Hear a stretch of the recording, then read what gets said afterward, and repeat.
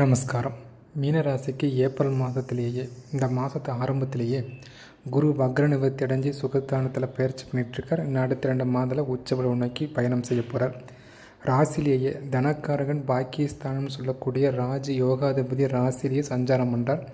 தொழில் ஸ்தானாதிபதினு சொல்லக்கூடிய சூரியனும் உங்கள் ராசியில் மாதம் மத்தியமாக போயிருக்கிறார். அதுக்கு பின்பு உங்களுக்கு தனஸ்தானத்துக்கு பயிற்சியாகி உச்சவளவு அடைஞ்சிருவார். அப்போது அதுபோக பாதகஸ்தானம் சொல்லக்கூடிய புதன் பகவானும் உங்களுக்கு மறைவு ஸ்தானத்தில் மறைஞ்சு குருவோட பார்வையிலும் இருக்கார். குறிப்பாக சொல்லும்போது மறைமுக எதிர்ப்புக்கெல்லாம் மறையிற காலகட்டம். ஸோ இதனால் வரைக்கும் யார் உங்களுக்கு எதிரியாக இருந்தாங்களோ அவங்க மூலயமாவே நன்மைகள் ஏற்படுற காலகட்டமாக இந்த ஏப்ரல் மாதம் மீனராசிக்காரங்களுக்கு இருக்கும்.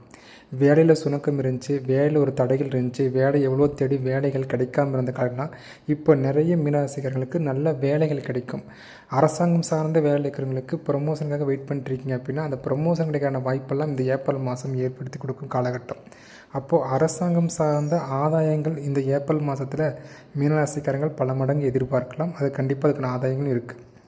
அதே சமயம் தனஸ்தானம் வலுப்படுகிறது, தனஸ்தானாதிபதியும் வலுவாக இருக்கார். அப்போது பண தேவைகள் பூர்த்தியாகும், பண பிரச்சனைகள் நீங்கும். அப்போ வேலையில் ஒரு முன்னேற்றம், பண தேவையில் ஒரு முன்னேற்றம், உடல் ஆரோக்கியம் சொல்கிறத விட ஆயுள் பயம் நீங்கும். வயதானவர்களுக்கு வரைக்கும் இருந்து, ஏன்னா அட்டமாதிபதி அட்டமஸ்தானத்தை பார்த்து வலுப்படுத்துறதுனால சுக்கிரனாக அது இருக்கிற சுபகிரகமாக இருக்கிறதுனால இதனால் வரைக்கும் இருந்த வயதானவர்களுக்கு இருந்த ஆயுள் பயங்கள் பரிபூர்ணமாக நிவர்த்தியாகும். கலத்திரஸ்தானமும் வளர்த்துருக்கிறதுனால திருமணம் சார்ந்த பேச்சுவார்த்தைகள் நிச்சயமாக ஒரு வெற்றிகரமான சூழ்நிலை ஏற்படுத்தி கொடுக்கும். அதுக்கு உங்கள் சுயஜாதகம் மட்டும் ஒரு தடவை செக் பண்ணி பார்த்துக்கணும், அவ்வளோதான். அதே சமயம் இங்கே சனி செவ்வாய் சேர்க்கை இருக்கிறனால கண்டிப்பாக உடல் ஆரோக்கியத்தில் மிக முக்கியமாக பல் சார்ந்த பிரச்சனைகள் வச்சுருந்தால் இப்போ ரூட் கனல் மாதிரி ட்ரீட்மெண்ட்லாம் பண்ணுற மாதிரி அமைப்பு ஏற்படும். சரிங்களா? அப்போ பல் பிரச்சனைகள், சொத்த பல் இருக்கிறது, இல்லைனா அந்த சொத்த பல்லை நீக்கிட்டு ரூட் கனல் பண்ணி இன்னொரு பல்லை வைக்க ஆர்டிஃபிஷியலான பல்லை வைக்கிறதுக்கான வாய்ப்பெல்லாம் இந்த காலகட்டத்தில் ஏற்படும். எலும்பு மூட்டு ஜாயிண்ட் இருக்கிற பகுதியெல்லாம் கொஞ்சம் பிரச்சனைகள் வரதுக்கான காலகட்டங்கள் இருக்குது. அப்போது எலும்பு சார்ந்த பிரச்சனைகள், பட் சார்ந்த பிரச்சனைகள் வரும்போது கண்டிப்பாக டாக்டர் கான்சன்ட்ரேட் பண்ணுறது நல்லது.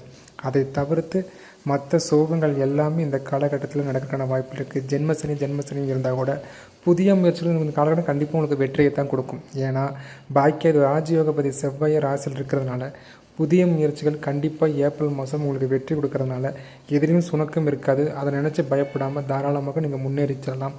உங்கள் சுயஜாதகத்தில் நல்ல தசாபுத்திகள் இருந்தால் எந்த ஒரு பாதிப்பும் இந்த ஜென்மசனி பாதிப்புன்னு பெருசாக இந்த மாதம் உங்களுக்கு இருக்கிறதுக்கான வாய்ப்புகள் இல்லை.